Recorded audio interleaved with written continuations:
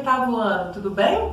Na nossa live de sexta-feira, dia 21 de agosto, nós falamos sobre a formação dos Estados Unidos. E eu propus ao final dessa live algumas atividades. Então, na nossa videoaula de hoje, nós vamos fazer as correções. Na página 116, atividade número 5, na página 117, a atividade leitura de imagem e nas páginas 118 e 119, a atividade vozes do presente. Vamos lá? Número 5. Na segunda metade do século XVIII, a Inglaterra impôs às 13 colônias uma série de leis opressivas. Monte uma ficha com o nome, a data e o que cada uma delas determinava. Então, vocês podem ver aí um exemplo, um modelo de tabela de ficha com as determinações de cada lei. Então, primeiro a gente tem a Lei do Açúcar. Ela é de 1764. Ela elevava os impostos sobre o açúcar e derivados da cana, artigos de luxo, vinho e café importados pelos colonos. Em seguida tem a Lei do Selo, de 1765. Ela determinava que todos os contratos, jornais, cartas e documentos públicos deviam receber um selo real. Lei do Chá, 1773. O governo inglês adotou outra medida mercantilista. Concedeu à Companhia das Índias Orientais o monopólio da venda do chá para as 13 colônias. E, por último, as Leis Intoleráveis, de 1774. Elas interditavam o porto de Boston até que fosse pago o prejuízo causado pelo derramamento de chá, restringiam o direito de reunião e determinavam que todo ato de rebeldia contra a Inglaterra seria julgado por tribunais ingleses.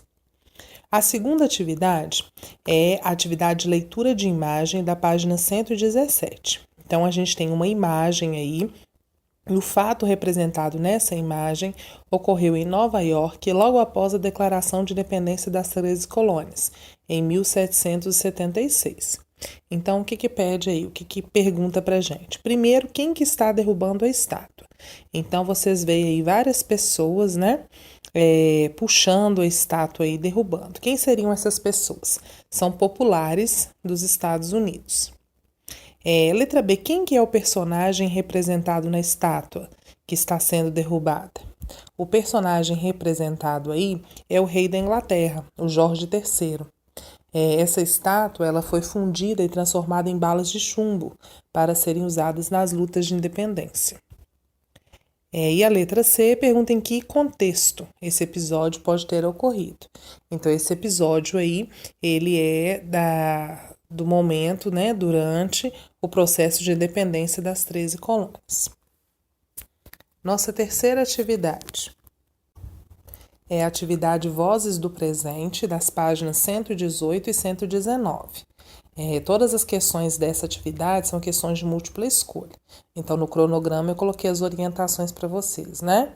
Que não era necessário copiar o texto e as questões copiar o enunciado e apenas a alternativa correta. Então, vamos fazer a leitura do texto. As repercussões da independência. O primeiro país atingido pela independência dos Estados Unidos foi a Inglaterra. O rei Jorge III, que vinha tentando uma maior concentração de poderes, ficou extremamente desacreditado com a separação das 13 colônias. A derrota inglesa e o Tratado de Paris abalaram momentaneamente a expansão inglesa. Para o resto da América, os Estados Unidos serviriam como exemplo. Uma independência concreta e possível passou a ser o grande modelo para as colônias ibéricas, que desejavam separar-se das metrópoles. Os princípios iluministas, que também influenciavam a América Ibérica, demonstraram ser aplicáveis em termos concretos. Soberania popular, resistência à tirania, fim do pacto colonial. Tudo isto os Estados Unidos mostravam às outras colônias com seu feito. Para os índios, a independência foi negativa, pois a partir dela aumentou-se a pressão expansionista dos brancos sobre os territórios indígenas. Para os escravos, foi um ato que em si nada representou.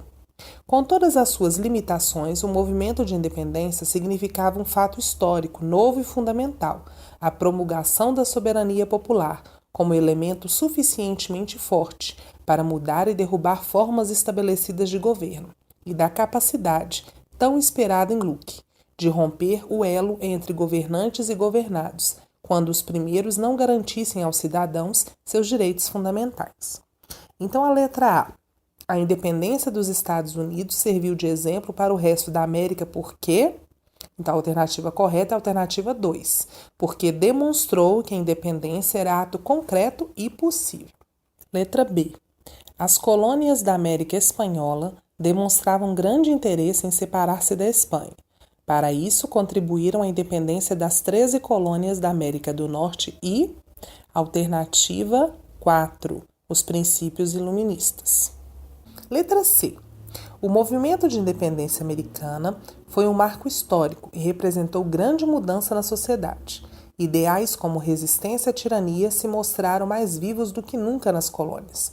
O trecho do texto que confirma essa ideia é alternativa 1. A promulgação da soberania popular como elemento suficientemente forte para mudar e derrubar formas estabelecidas de governo. E por último, a letra D.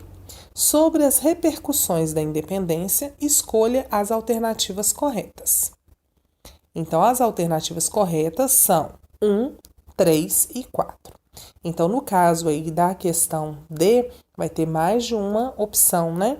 Vão ser 3 opções que vocês têm que ter copiado aí. A 1, que diz: os planos de expansão do rei inglês Jorge III foram prejudicados pela derrota inglesa na Guerra de Independência das 13 colônias e pelo Tratado de Paris.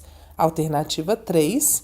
Os indígenas viram-se ameaçados pela pressão expansionista dos brancos sobre seus territórios. E alternativa 4. A ideia de Locke de romper com o elo entre governantes e governados e a garantia de direitos fundamentais inspiraram a independência americana.